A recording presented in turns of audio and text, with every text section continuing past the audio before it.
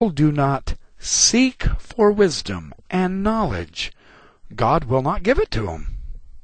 And so they remain in ignorance, and they may not ask for help from above.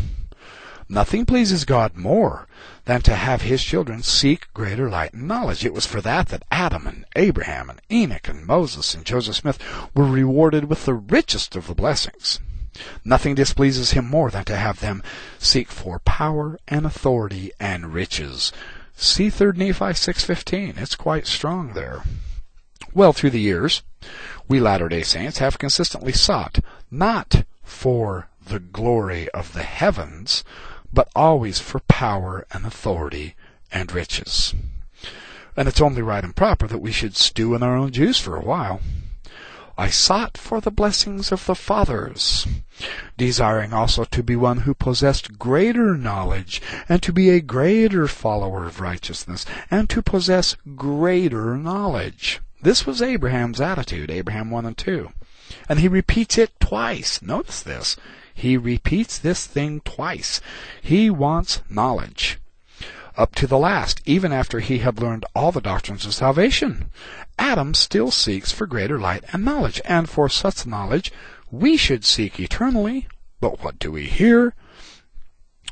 We hear a former president of BYU pompously announced at a convention of educators that we at the BYU are not seeking for truth because we have the truth.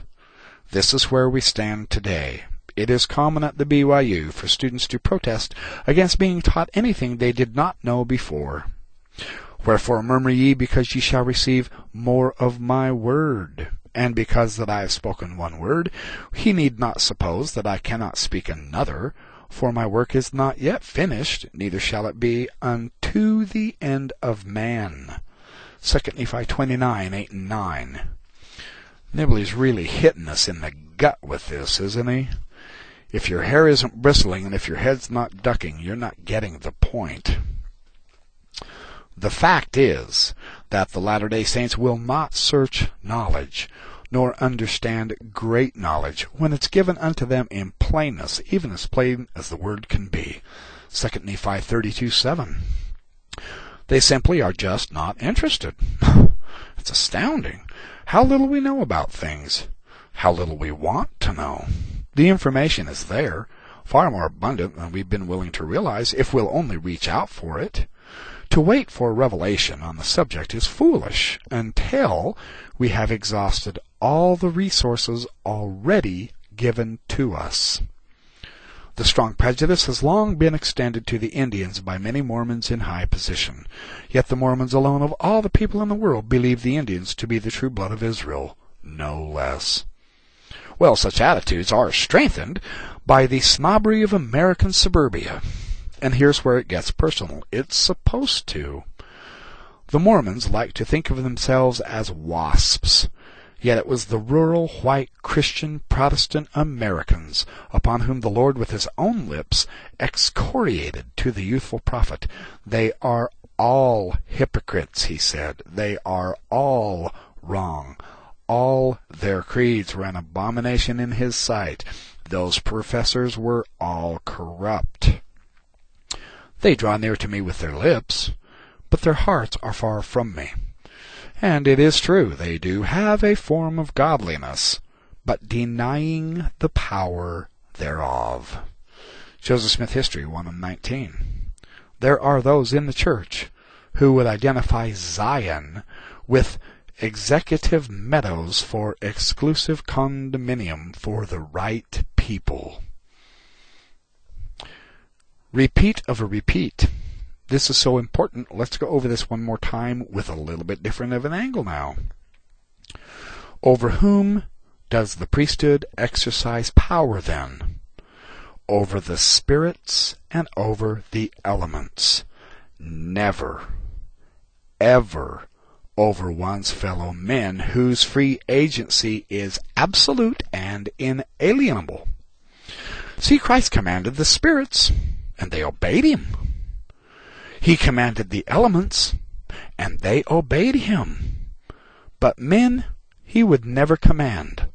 And he went so far as to rebuke the apostles at Capernaum for suggesting it. How often would I have gathered you together, and ye would not? What then is the priesthood on this earth? It is what Brigham Young and the 12 wrote in the Times and Seasons in 1839. They called the priesthood an onerous duty, a load to be borne. Very few men on earth, including those in the church, are really qualified in terms of prestige, status, power, influence, pleasure, privilege, power, and authority, and riches. We think that is what gives us priesthood. We have it all backwards. The priesthood has absolutely nothing to offer those who view it in that manner. The world laughs at it. The Latter-day Saints abuse it, or worse yet, ignore it. Those who take it seriously do so in fear and trembling. And that's why I believe that this epistle of Ignatius to the Philadelphians was so important. He said, my archives is Jesus Christ, not some record in the past, but something to look forward to for future light and knowledge. That was the beautiful part of Ignatius's teaching that I liked a whole lot. And in studying to seek greater light, well, I've got a reference here. I've been cross-referencing this as I go through it. Oh, yeah, here we go. In his epistle to the Magnesians, this is on page 64. In his epistle to the Magnesians, Ignatius also notes, study, therefore, to be established in the doctrines of the Lord and the apostles, that so all things whatsoever ye do may prosper, both in the flesh and in the spirit, in faith and in love. That's a fascinating idea, isn't it? Through the proper study, we can live in faith. Without it, we remain ignorant, and we seek the only consolation we have, which is wealth, prestige, and power, none of which is helpful when it comes to the priesthood.